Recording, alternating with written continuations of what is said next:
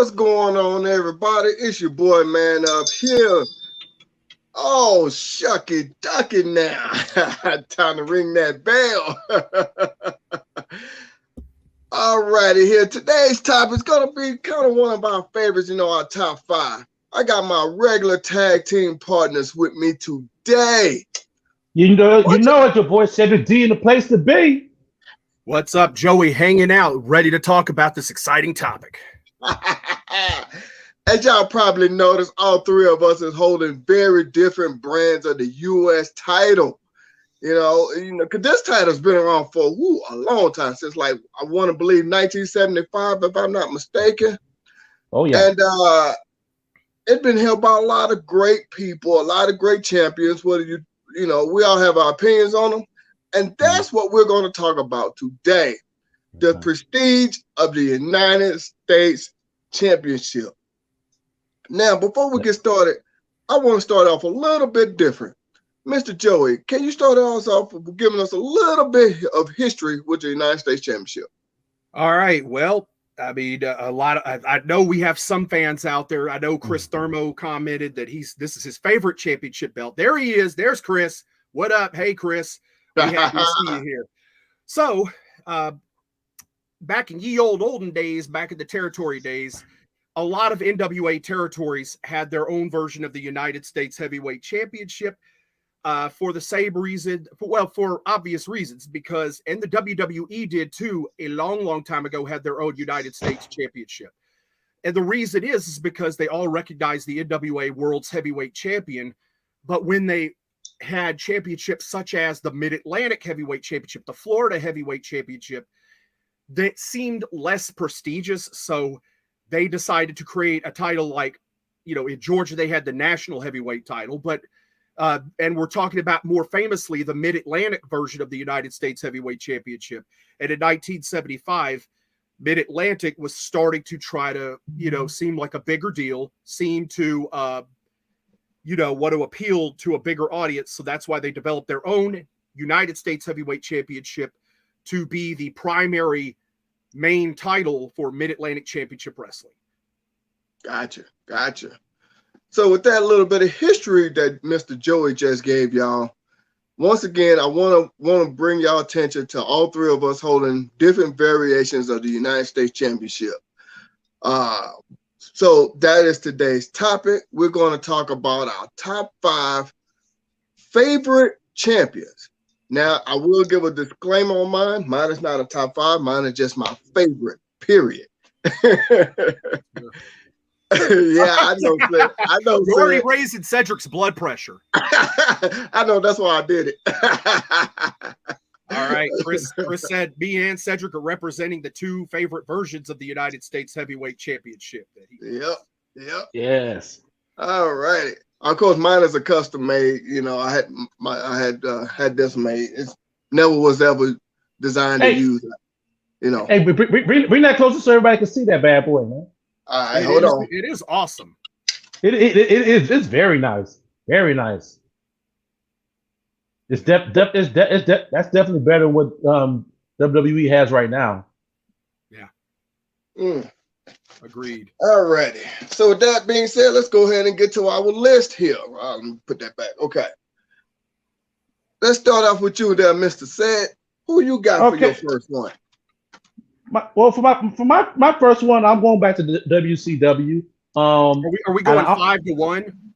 Of course. Yeah. I was making sure. Yeah. I'm going back to WCW. Real quick. And one of my favorites is Lance Storm.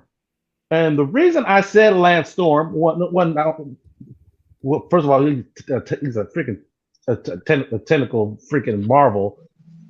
2, when he won the U.S. title, he renamed the title the WCW Canadian Heavyweight title. So it was the U.S. title, but he renamed it, and that's when he had won the hardcore title and the cruiserweight title, and he renamed those in Canada as well. So I really love that he did that. So he comes in at my number 5. Cool. Okay. I like it. What you got there, Mr. Joey? All right. Well, I'm going with somebody who is truly a legend, and held the United States Championship 4 times in at least 2 different eras. And I'm talking about the Dragon, Ricky Steamboat. Feuded with, well known for holding the title. To me, he was my favorite champion of the 1970s for sure, with the United States heavyweight title. Had legendary feuds with Nature Boy Ric Flair, amongst others at the time. But he held it 3 times then, and then famously held it up until the point when he had to retire in 1994, when he won it from Stunning Steve Austin, and had to relinquish it, unfortunately, to back to Austin, who immediately lost it to Hacksaw Jim Duggan. Okay, I like that. I like y'all too. My first one here, I'm gonna start with the iconic Dusty Rhodes. Hey. As y'all know, I told y'all I have a long list, in which I do. I'm not gonna show y'all the names, but y'all can see on that paper. Long list there. And I couldn't decide my top 5, but I listed all of my favorites to hold that championship. So I started off, I'm gonna start with Dusty Rhodes. Okay. And I think reason being is because I know Dusty Rhodes won some world championships and other promotions, don't get me wrong, especially on the indies and all that. But to me, Dusty holding the United States Championship, I might be the only one to feel like this, but I think to me that was his world title when he was with WCW and all of them. Okay. Oh, hold on. Give me a second. Hold on. I gotta do this. All right. So, let's go ahead and take this back a little bit. Dusty Rhodes, 3-time NWA World Heavyweight Champion. Yeah. 3-time World Heavyweight Champion. It was still you know, one of them, I would say, under the Overwatch of Jim Crockett Promotions, his title win in 1986. So he won the U.S. title in 1988, if I'm not mistaken. Yes, he did. He beat Lex Luger. That was the one title he had not won, was the U.S. title. So to say that was his world title win, it wasn't even WCW at the time.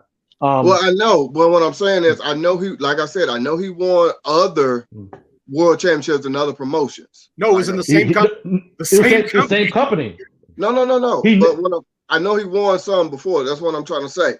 But what I'm saying is, I know. Go ahead. No, I'm saying, be careful how you say that, because he has not won the world heavyweight title in any other promotion.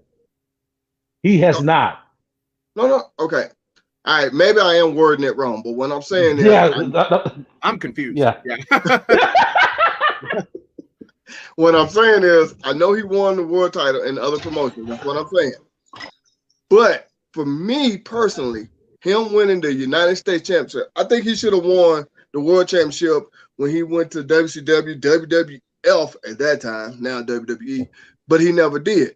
So, and I know he, like I said, I know he won it, but I think with him winning the United States Championship is, and then yes, Chris, you are right, he did win the United States title in other territories. But see, and that's what I'm getting at. That's what I'm saying. And that's what I said. I think. Okay, so say other championship. Don't say other world titles. Yeah, no, that's what I'm saying. I know you're also saying he won the world championship in other companies, like you are implying he won it in another company separate from where he won the United States heavyweight title. Okay, I probably worded that wrong, but y'all know what I'm getting at. But for me, Dusty winning the U.S. title is, to me, I think that's going to be his, in my personal opinion, his best win of all. You know, because now you got his son Cody talking about he's trying to win the WWE Championship because Dusty never won it. They seen him. When Cody came back to the WWE, he had a picture of Dusty holding the belt, but saying he did not actually win it. So he said, "I'm going to win it for my dad." In so many words, I'm going to win it for my dad. That's what I'm saying. Well, I mean, let's get. I mean, I'll throw this in as well. Dusty, by the time Dusty had his like late 80s, early, to 1990 run in the WWF, he was pretty much well past his prime and on the tail end of his in-ring career. True. And the same thing can be said about when he won the US title. He won, he wrestled in the Worldwide Wrestling Federation in the 70s and the AWA and the NW and various NWA territories. But he and despite that, in different territories, when he left the Worldwide Wrestling Federation, that's when the NWA kind of took advantage of him as a top babyface draw. And he won that. So fast forwarded, after winning the NWA World Championship 3 times, the last of which was, like Cedric said, was when he won the big gold version from Nature Boy Ric Flair. And so it's hard. I mean, defeating a young Lex Luger is hard to say it was a bigger moment than defeating Nature Boy Ric Flair for the big gold belt, in 1986. But I like to think of when he won the U.S. heavyweight title, it was more of him working with a young Lex Luger to get Lex Luger to that next level. Right. Yeah. And that's what I'm saying there. Yeah. He won the NWA title. Okay. I know that. I already knew that. But what other world championship did he win? Well, that's my point. Okay. Wait, hold on. I'm befuddled here. He also won the NWA United States Championship. So okay, so I'm just trying to see. I'm trying to understand your logic because it sounds like to me. Oh, I'm sorry. It sounds like I'm trying to understand your logic because to me it sounds like on top of him winning the NWA World Heavyweight title 3 times. You are putting that U.S. title reign that he held that long. He didn't hold that long, but you put that title reign above those 3 world title wins. No, I'm putting it above others after that. That's what I'm saying. I don't think y'all understand where I'm coming from. Any titles he won after the U.S. title? No, after the last title he won. I don't know.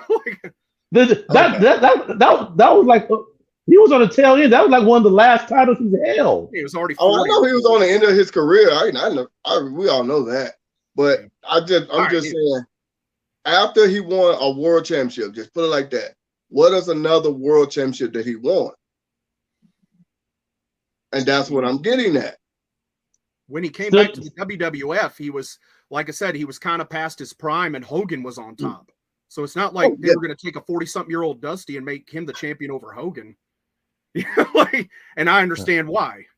He still drew money for the WWF. He worked with the Macho King Randy Savage. So, but he wasn't going to be WWF champion in 1989. Oh, well, yeah, I know that. But I'm just saying, that's, to me, him winning the U.S. title was the best one of them all, in my personal opinion. Okay. You lost me on that one, and I call bad take on Man Up. Okay. And in the midst of us becoming bells and belts, I'm gonna have special graphics just for you for moments like this where I call complete BS on your take, sir. Yeah. Okay. All right, what you got there, Cedric? Okay, so I'm going back to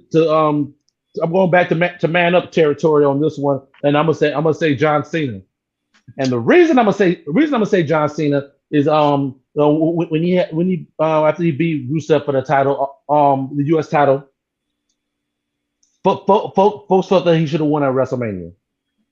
Rusev should have won at WrestleMania because he was super hot at that time. He was super hot. But then Cena took the title off of him at WrestleMania and whatnot. But in the midst of winning the U.S. title, he had the open challenge, which he gave up-and-comers chances at winning the title and tried to create prestige, something that WWE had failed to do since the 80s, and having some kind of relevance for the secondary title. So that's why I got John Cena at my number 4. Respect. Yep. And it's funny. I'm sorry, but it's funny that you mentioned that because I was talking with someone that may be listening now. He was saying the same exact thing that you were saying about John Cena, always having open challenges for people, something that was really never done that much before him. Right. He might be watching right now. I don't know yet, but he might be. I mean, and just like Dusty Rhodes, it was on the tail end of John Cena's active in-ring careers. I mean, so it gave him something else to do where he didn't take up time at the very, very top with the WWE Championship, but he made it very relevant, and it was one of the best obvious segments on Monday Night Raw every week. So to the point where Cody stole that idea and did it with the TNT title. Am I wrong? You know, like exactly. I didn't think about that. Okay, what you got there, Mr. Joey? All right, I might surprise you because I chose for my number 4 who I consider the best United States champion in the WWE's history, and I'm going with Montel Vontavious Porter, MVP. Okay. Yeah, he had a hell of a reign. 2 reigns, yep. Matter of fact, created really good stories out of it, including I believe the second time when he won it, it was right after he had that kind of losing streak, and really had come back from it and took the title off of Shelton Benjamin, which was kind of a dry, boring run there for a little bit, and then he really did a lot. And the first reign was epic because beating Benoit for it at WrestleMania was really a big coming out party for him, and it was. I think he did a good job. I think his feud with Matt Hardy was very, very well done, and he made Matt chase it for a long, long time. So I will say, to me, I pick him as my number 4 because I think he was a very dominant, good United States champion. Definitely. It's funny that you say that because that was my number 4. Nice, very nice. It really was. Like I told y'all, and I even showed y'all on the camera, I got a long list, and I did pick MVP as my number 4. And I was mainly thinking about him having a feud with Matt Hardy.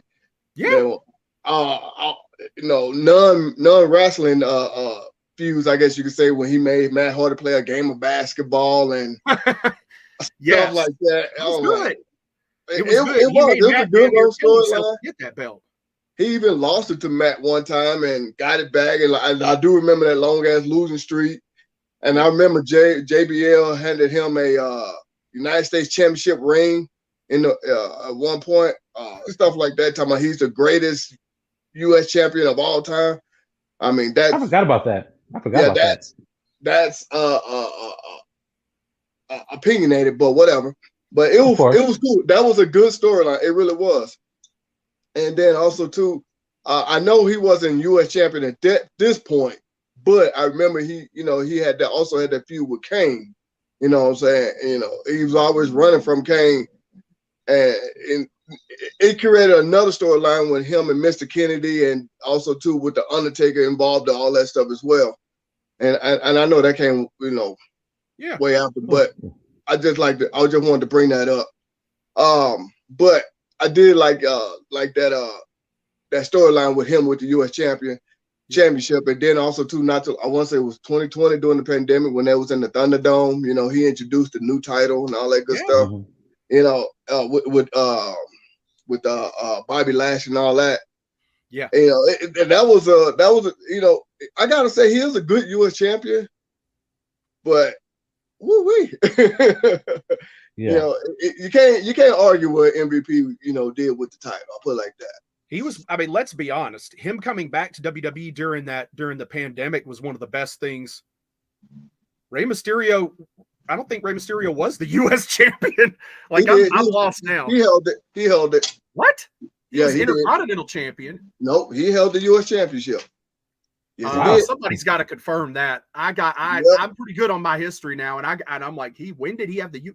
Was it after his return, like within the last few years or something? Maybe that's why I don't know about it. Hold on, I'm gonna get to it. Go ahead. What you're saying though? No, that's shocking to me. I did not know Rey Mysterio was a U.S. champion. Yep, he was. Well, who did he beat for it? I'm confused. Give me a sec. Give me a sec. I'm looking at recent. I'm looking it up right now. Give me a second.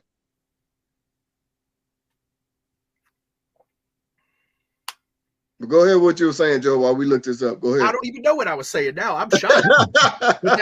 but for somebody to say he was one of the greatest U.S. champions, and I didn't even know he was U.S. champion. I'm like, yeah, he Oh wow. Okay. Get into it. Oh, Cedric, you got it. Got it. Samoa Joe. Yep. All right. he had a 15-day reign, but hey, that might be his favorite. But he had a 15-day reign as U.S. champion. That's probably why nobody. That's why we ain't think about it.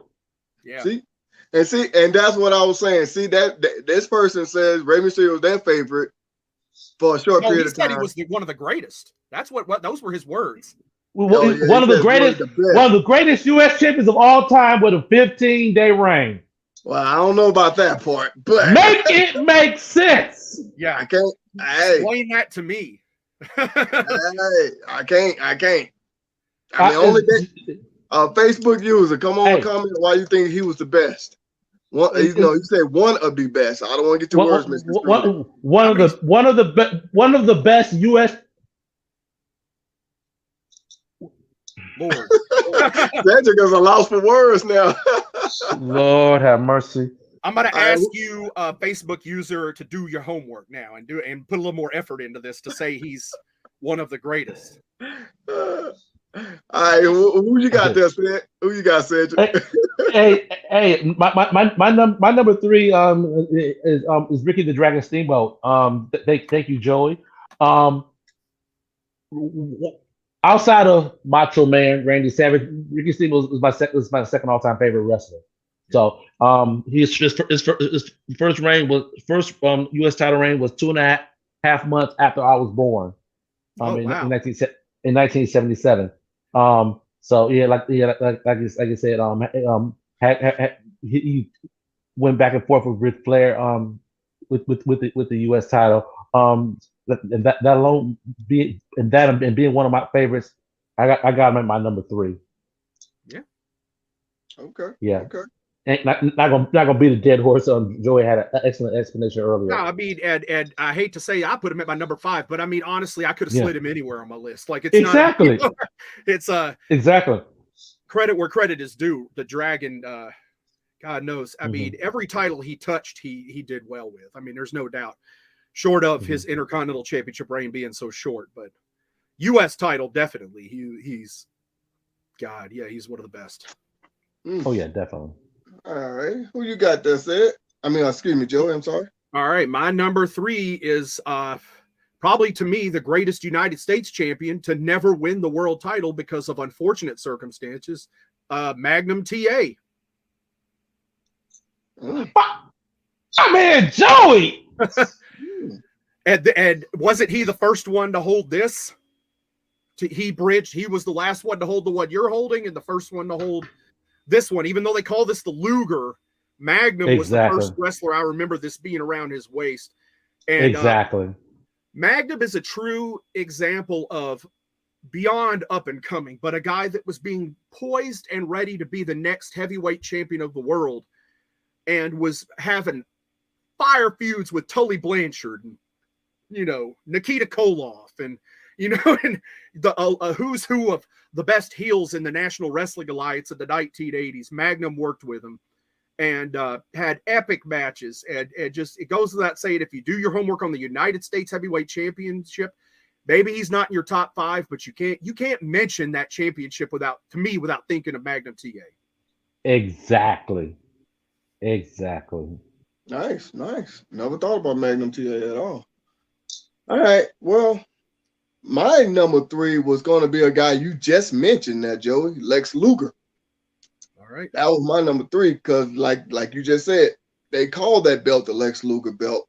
Never knew why. I don't know. Maybe I don't know. Well, I know why, but I'll get into that later. Because go ahead. I want to know. No. Go ahead. Go ahead. Now, I don't know why they call him that. Why they call it the Lex Luger belt? It's coming. So I can't. So that's why I said I didn't know why. But I mean, I'm just gonna guess. Maybe he's more famous for holding it. I don't know. But it's coming. That's who I picked for my number 3, Lex Luger. And I picked him only because they call that belt the Lex Luger belt. And that's the only reason you chose him? No, but it's a little bit more. But that's the okay. why I put him at my number 3. All right. Okay. We're going to get there. We're going to get there. My number 2 is Magnum TA.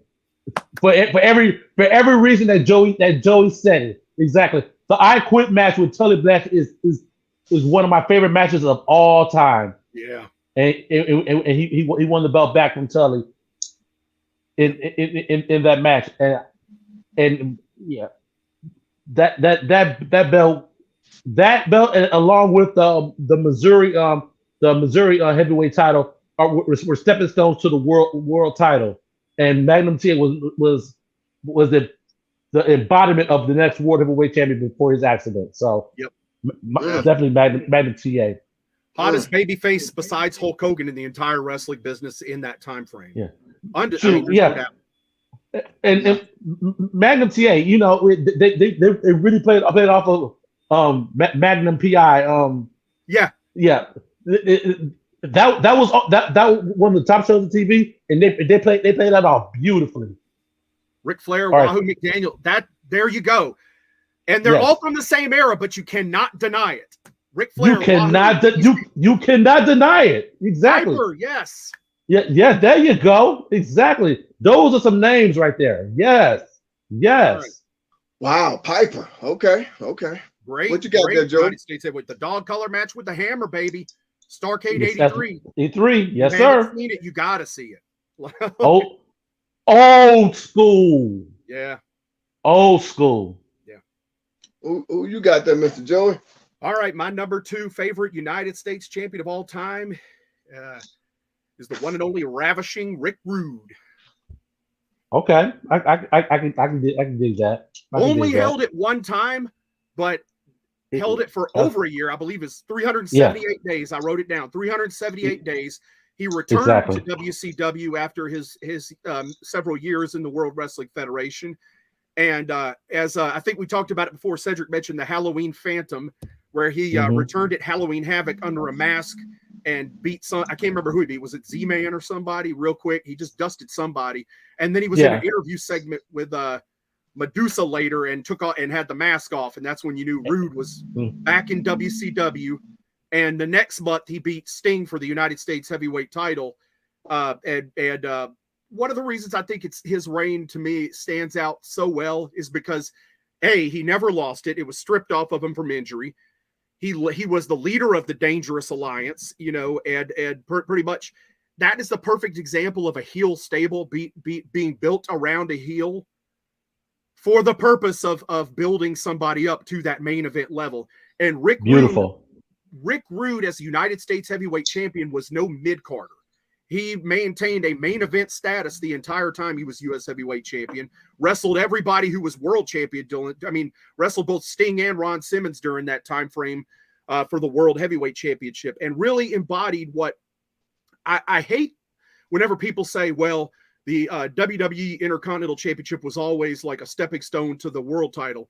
It wasn't. That's stolen from the United States Championship, because WCW and Crockett really emphasized that when you held this championship, you were the number one contender at any one time to the world heavyweight title. Hey, you remember they used to have those rankings, Joe? Yeah.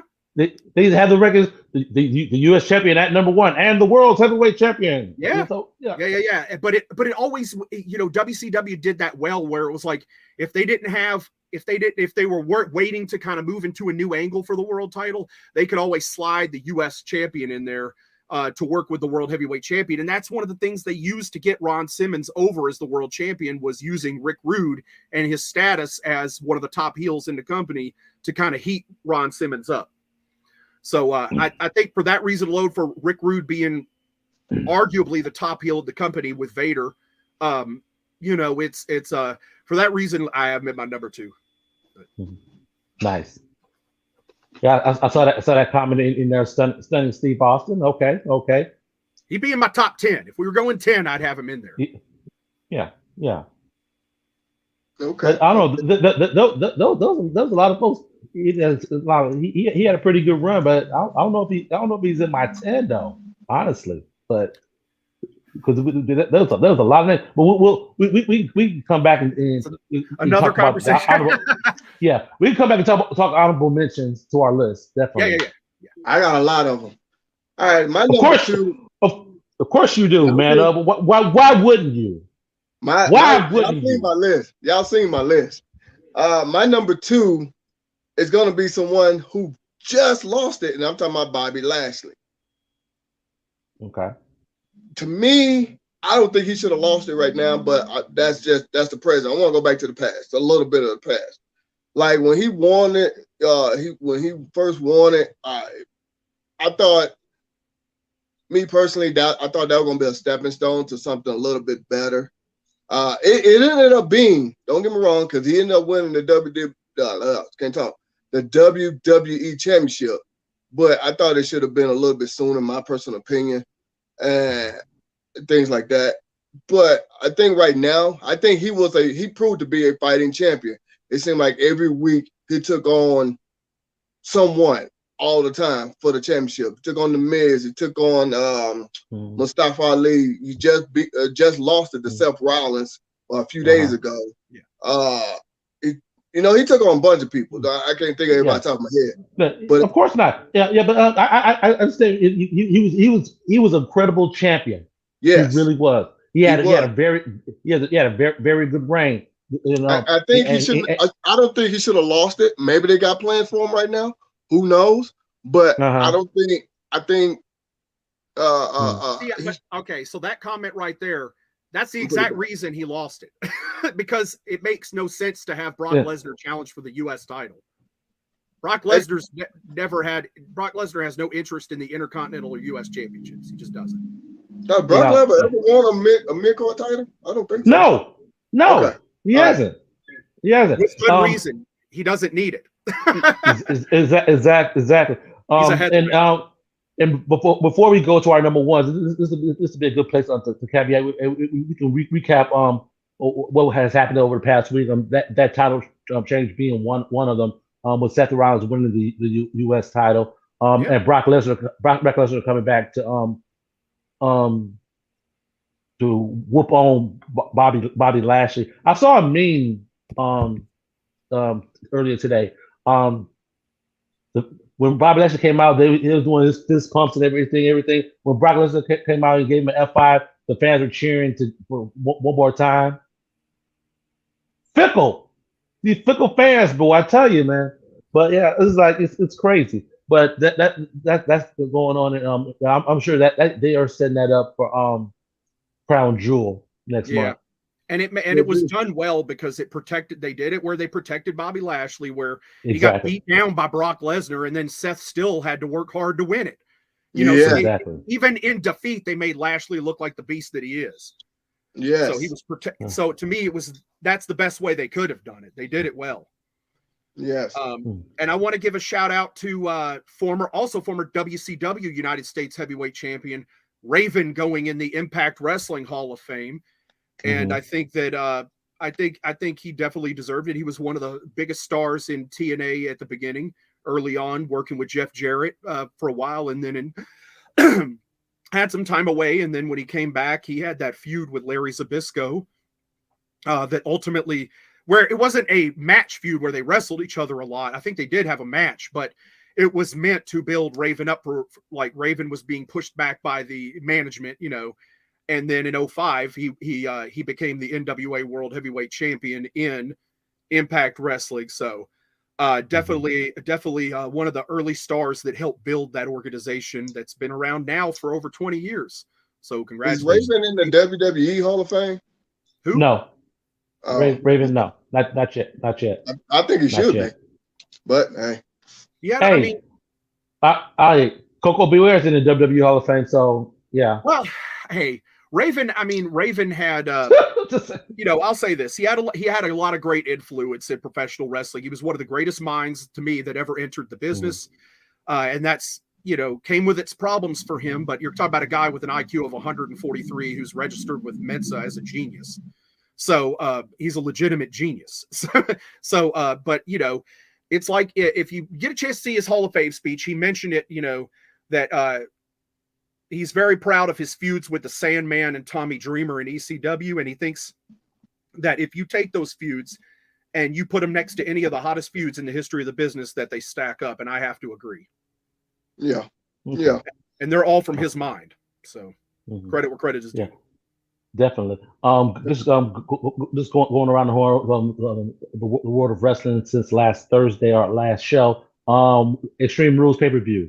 The new title change. Ronda Rousey beat Liv Morgan for the SmackDown Women's title. Underwhelming match in my opinion. I guess they got the result that they wanted, but I'm curious how because I noticed a little tidbit they talk about Liv was smiling. I wonder how that's going to tie in to SmackDown tomorrow. We'll see.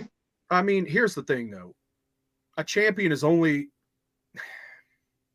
when you book a champion, you got to put him in there with people it makes sense for them to wrestle. And I watched the match with her and what's the other lady's name that's a MMA fighter?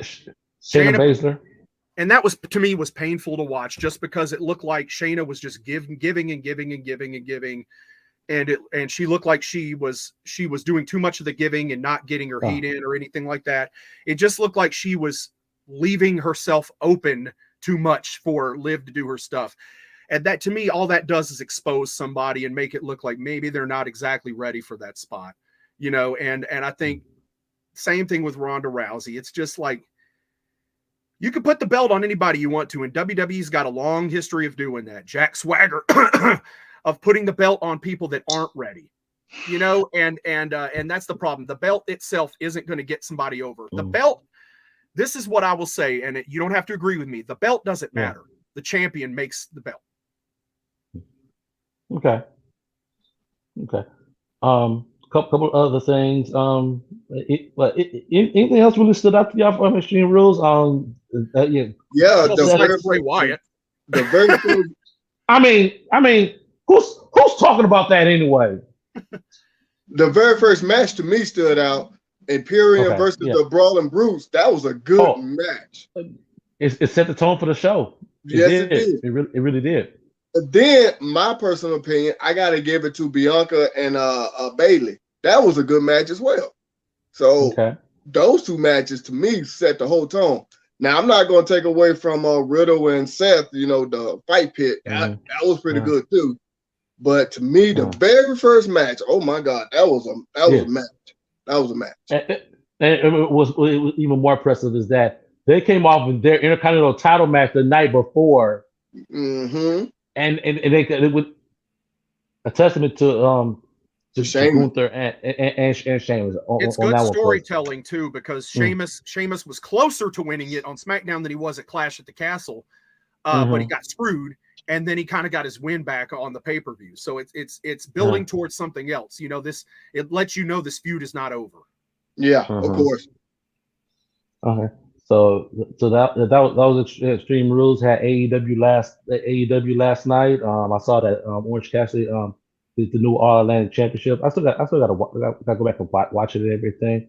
But I heard Jericho retained the world title, his ROH world title. So yeah, Joey always seem to laugh at that now because it's a champion. It means nothing to be champion of a company that doesn't exist. So I can see hope that they do something where ROH has their own dedicated time. So I'm hoping something along those lines. Like is you can only live off the legacy of ROH for so long. That's true. I think that's why Vince turned the change from WCW to the World Heavyweight Championship. I think he saw that as well. Well, and he made a point. They made a point in WWE to let you know that the lineage from the WCW World Championship was not being carried over to that title. They made a point. Now, the United States Championship, they did carry the lineage. So that title is still with the exception of that little interruption from 01 to 03, where it was unified into the Intercontinental Championship. it's still connected to the original Mid-Atlantic United States Heavyweight Championship. For some reason, with the World Heavyweight Championship, they wanted it to have its own identity and everything and not be connected. Exactly. Okay. Okay, that was a good recap of the wrestling week that was since our last show. And which brings me to my number one, and if I'm not mistaken, this is going to be Joey's number one as well. The total package, Lex Luger. To me, the greatest United States champion there ever was, and it's not even a contest. And the reason why is because Lex Luger had the longest U.S. title reign, over 500. What's the number? 500 and some days as I U.S. can't remember champion? exactly, but that's just one of his reigns. Yeah, he's a five-time champion, if I'm not mistaken. Yeah, but he's a five-time U.S. heavyweight champion. That first reign, he beat Nikita Koloff in the cage. I remember that match. I remember that match. And he had a nice, good, long run with it till Dusty Rhodes beat him. Yeah. So nice. That's why they call that belt the Luger. This was Luger's 4 times. And the one reign alone, which was after those reigns he's talking about. When he held, we're talking about when he held I think it might have been it's either his 3rd or 4th reign was the 500 something day reign. It may have been the last one before he won the world title. The 5th reign was when he was in the Wolfpack, and that was very short, like a week or 2 or something, or days. I can't remember. But we're talking his last reign before he won the world championship for the first time. That was a long reign, and but you're talking about a who's who he wrestled with. He feuded with Stan the Lariat Hansen over it, dropped it to him for a short period of time. He dropped it to Michael Hayes briefly one time, and him and P.S. Hayes wrestled over it and had some great matches. He feuded with Sting before Sting became the world champion. He feuded with and then the biggest thing is the work he did as when he was U.S. champion, challenging Ric Flair all the time.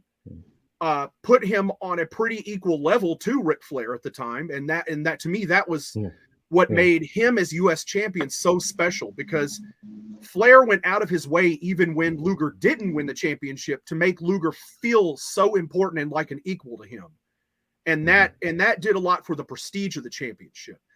When you say mid-card championship, you can't say that when you mention Lex Luger as U.S. champion. Yeah, reign number 3 was the 523 day reign. It started in May of 1989 after he beat Michael Hayes. Until he won the world championship? Or? No, his 4th title reign was the one before he won the world championship, and that was 210 days. Okay. He lost. Who did he lose the 3rd one to? Mike, was that when he lost it to Michael Hayes briefly? Yeah. No. The 3rd title, the 523 day reign was he lost it to Stan Hansen. Oh yeah. Then he won it back at Starrcade. Yeah, and I think it needs to be said, that 4th title reign, he carried the champion. He never lost it. He carried the title all the way into the steel cage and defeated Barry Windham for the WCW World Heavyweight Championship. Exactly. So nice. That's why it's called the Luger. Yeah. I never knew that, and I'm not gonna act like I did. I just did not know that. I knew. I'm just gonna say this. They called it the Luger. I knew that, but I just never knew why. I gotta give you something special here, because if you were talking about the United States Heavyweight Championship and you're talking about you don't know the history of Lex Luger with it, so I got to give you a.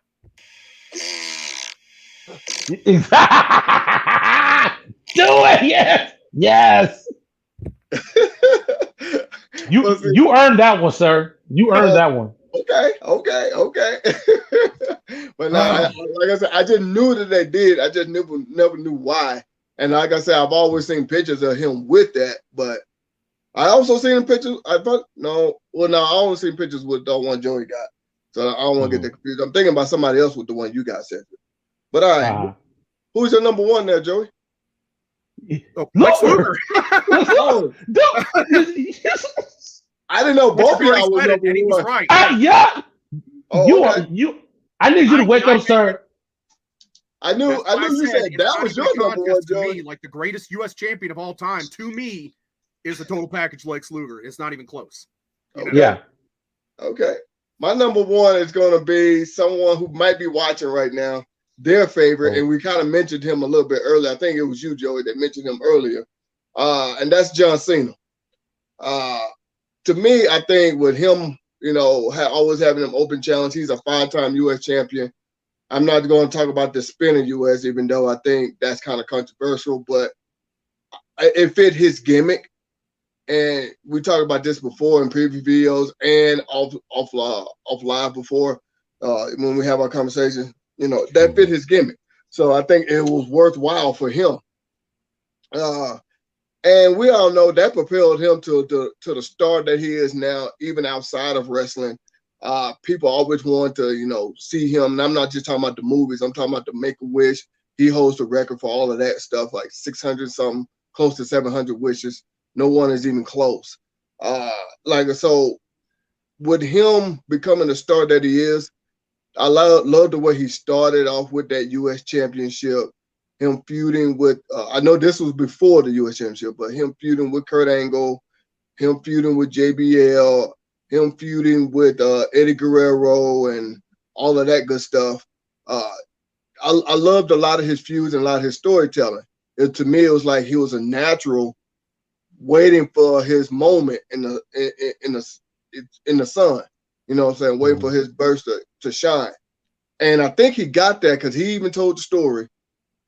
This is words out himself. I might not be saying it correctly, but he said one day on the bus traveling from one city to another, some of the guys like Rey Mysterio and all the others was in the back of the bus rapping, and John Cena just all of a sudden started rapping, and Stephanie McMahon said, "How did you know how to do that?" and blah blah blah.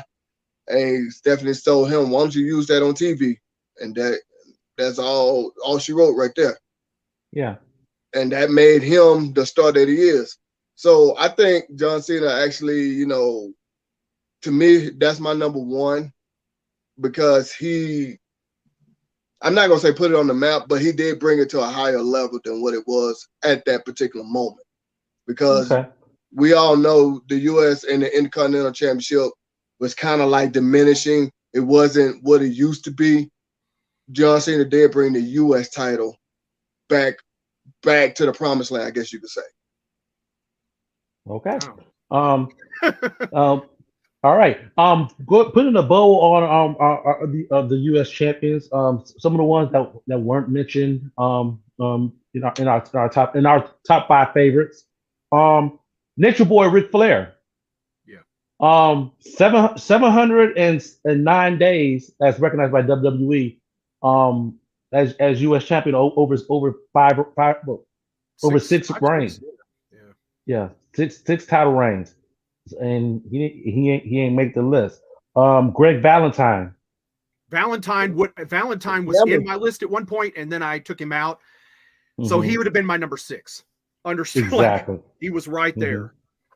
Blackjack Mulligan, 500 days. Yeah. 500 over 3 title reigns. Sheamus. He had 3 title reigns, 360 days. So this is definitely some names on the list. Nikita Koloff. Nikita would have been right up there too. Exactly. Nikita was in my top 5 at one point. Yeah. His 1 title reign of 328 days. The Miz. 2 title reigns at 321 days. So there's definitely some names. There's literally a who's who. I'll throw one out there that you just didn't mention, who had a long title reign as well. Superfly Jimmy Snuka. A lot of people don't even remember him being the U.S. champion. Exactly. And just like a lot of people didn't remember Rey Mysterio. Okay. Superfly held the title for like 200 and something days. Nah, I ain't saying that, though. I ain't saying that. I ain't saying how long he held it. I just said people don't remember. I think you're pardoned for forgetting a 15-day title reign. Yeah. Hey, I didn't mention Rey Mysterio at all now. But you co-signing, sir. No, I'm not. You are co-signing. You are co-signing by even bringing that up. No, I ain't gonna say. Let me ask you a question, man up. You had a long list over there. Is Kalisto on that list? No. Okay. You liar! You liar! You liar, sir! And the only reason, okay, hindsight being 2020. I said in our group chat that once we had this topic, I said in our group chat that if Mandup has Kalisto on his list, I will walk through and I will beat the hell out of him. I literally said that. Kalisto is not on my list. I'm gonna tell y'all everybody that I wrote down from the first one to the last person. No particular order. I just wrote them down. I had to think who I wanted to put in my top 5. But this is who I wrote down. I put John Cena. I put Bret Hart. I put Bobby Lashley. I put Harley Race. I put Lex Luger, Dusty Rhodes. I don't know why I've always called him Dustin, but it's Dusty. Eddie Guerrero, Roddy Piper, Chris Benoit, Booker T, Kurt Angle, who is one of my favorites to ever hold the U.S. title. Did he have it for like a week or two himself? Something like that, yeah. It wasn't very long. Well, all right. MVP, and then I had Kofi Kingston. So y'all tell me when the title was at its deadest. I'm sorry. I'm like, what? Kofi was champion when the title was just about in its furthest down it could have been. Yeah, he was. I mean, I don't know. For me, I look at, the opponents they had, to me, what really stands out to me, and the reason the people were on my list were on there, is I look at how they were perceived in their kind of status and how I felt about them in that position. To call it a mid-card title demonstrates to me that there's a misunderstanding about where the U.S. title fit at one time. Even in the Nitro era, the WCW U.S. title was on people like Big Pop Scott Steiner, Kurt Hennig, Diamond Dallas Page. This was no mid-card title. This was people that were very much right on that cusp of upper mid-card to main event level in WCW. Especially in the millionaire phase that WCW had. That US title was main event at house shows. Sid held it during that time frame. Lance Storm, and Lance was being pushed. The only person he was losing to was Booker T, and he was the world champion. It was like, mentioning Ravishing Rick Rude, mentioning Lex Luger. These guys weren't mid-carders at all in those companies. So that's one thing. I mean, that I hate to see, and that's again, over the last 19 years of the championship's history, it's really been relegated by WWE to not much prestige, and you could talk about somebody kind of restoring prestige to it, but in my eyes, I still haven't seen the full prestige of that championship restored. And one more name, Barry Windham. Yes, he was up there too in my list. Exactly. So yeah. I was going to mention Harley Race because he started it off. That's the reason why I wanted Joey to give that introduction to the U.S. title, because he was on my list. I was trying to figure out where was I going to put him. So, but yeah, I there's no Kalisto on my list. I don't know where Cedric got that from. I don't know. You just mentioned Kurt Angle, and to me, Kurt Angle as the US champion was so brief. Yes, it was. But see, I mentioned Kurt Angle because, won the Olympic, so-called U.S. hero, all that good stuff. That kind of tied in, kind of like with Bobby Lashley being the U.S. champion. He's, former military. It kind of fit into their, I guess you could say, their character or whoever they are personally. That's why I thought Bobby Lashley's military service is not part of his character. That's why I said personally. That's why I said personally. Character or personally. Yeah, so Kurt Angle 3 weeks as U.S. champion. Okay, great. Okay. During a time when it was just getting flipped around and put on everybody that they wanted to touch it. It was just getting tossed around, and and to me there is no prestige with a championship when it's flip-flopping every couple weeks. Like, there's just nothing. That just means nothing whenever it's just bouncing around constantly. What's the point? That, to me, unless you can establish somebody with some dominance with it, to me, I can't sink my teeth into that title reign. I need some time to see them establish themselves, have good opponents, win those matches, and establish themselves in that position. That's why we were talking about offline about like Gunther's Intercontinental title reign. It's like, oh, maybe he should drop it to John Cena real quick. And that's a popular narrative. And it's like, why? What is win? I mean, to complete the Grand Slam. For what? John Cena gains nothing to his legacy by winning the Intercontinental Championship at this point. John Cena has done it. Again, that goes back to that means nothing, and it means nothing for Gunther to drop the belt real quick and then regain it unless you're doing something with it, unless you have like what you have with Sheamus, where where they've been working on this feud and it's been going on for months, and Sheamus was this close, and then in a 6-man tag he got his win back. He got, now you're interested again because Sheamus was part of that winning unit. And I didn't watch that 6-man tag. Did Sheamus pin Gunther in that? No, it wasn't Gunther. It was but Sheamus got the win. Yeah. Yeah. It was Okay.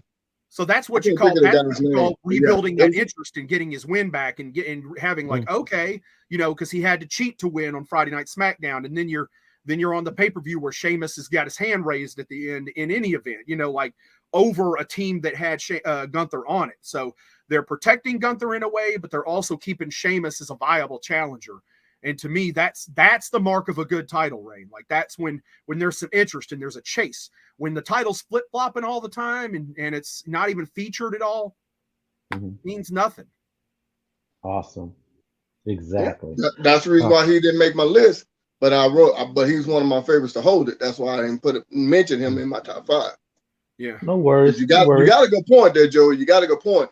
That's the reason why I said Bobby Lashley was 2 and John Cena was 1, because they really fought for those titles, for that title, excuse me, and had some good feuds with that title. And it really, my personal opinion, put prestige to that title. For me, looking back at John Cena, and I did my research on this, looking back at, speaking of John Cena, just looking back, like beating the Big Show at WrestleMania, that's a big deal. Like that was a big win for him and kind of established him. But to me, after that, he didn't work with anybody until he was challenging for the WWE title. Like dropping it to Carlito for whatever, a little short amount of time, and dropping it to Orlando Jordan. Those were like moments where I just get up and take a bathroom break. Like I'm like, you win the title from the Big Show, who's a solid main eventer in the company. That's a big deal. But then they followed it up by him not really. I mean, yeah, him working with Booker T, that's a big deal. Him getting some of those feuds in there, but some of what he, some of the stuff, to me was just him getting over in spite of him not working with people on top until he got to JBL. Then it tied in. I mean, in the US Open Challenge, it was a good chance to get all these people on TV working with Sami Zayn when he was in NXT, and then the feud with Kevin Owens, that was pretty good. But it's kind of like a lot of it to me didn't make sense just because it was at a time where Seth Rollins was WWE champion, and it was very clear that John Cena was still the top guy. So it was, he was still, See, and that's where he lost it, and Seth Rollins became a double champion. I think that happened at WrestleMania, if I'm not mistaken. I might be wrong on that part. But here's one of the finest booking lessons I can teach you. When you put a title on somebody, the biggest problem is now you got to beat them for it. And the problem is when you put it on Seth Rollins for a short period of time, and then you have John Cena beat him when he's the WWE champion, to me, that's completely pooping the bed. It makes no sense. Exactly. Hey. But that probably could be another show. We can put that on our list. All right, we're gonna go ahead and put a bow on this one, gentlemen. Awesome topic, awesome show. Appreciate everybody that's watching. We are Bells and Belts, guys. Make sure you like and subscribe to us here on YouTube. Joey, tell us about the Facebook group. Yeah, please look us up on Facebook group. Bells and Belts is what it's under. You'll see it's a group. It's got the same picture you see on our YouTube page. So please join us as soon as possible on there. We do post, we go live in there, so you can watch it live on there or on YouTube here. and we'd love it if you'd comment on some of our threads on there. I will probably be posting something in regards to forming like our next topic and trying to get some participation there.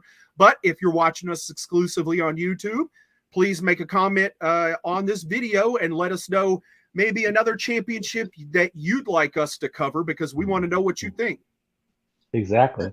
Yep, I like that. And also, too, stay tuned after this, because I'm getting ready to post something very, very special pertaining to the Macho Man buff himself, Mr. Cedric. Yeah. So y'all stay tuned for that. Y'all gonna see it on the YouTube channel. All righty, fellas, it's past that hour mark, a little bit past. We got any closing statements we want to give before we get up out of here? No, very good show. First one under the Bells and Belts brand. So very happy. So yeah. Joey? All righty then. Already. Y'all heard it first. Y'all like, comment, subscribe. Make sure you hit that bell and select all notifications, just in case we decide to drop a recorded video, whenever we decide to go live, whenever one of us decide to do whatever on the channel. So that being said, I want to thank my regular tag team partners. Y'all just heard that bell. The show is over. I hope y'all enjoyed the show. Sit back and relax and wait for next time.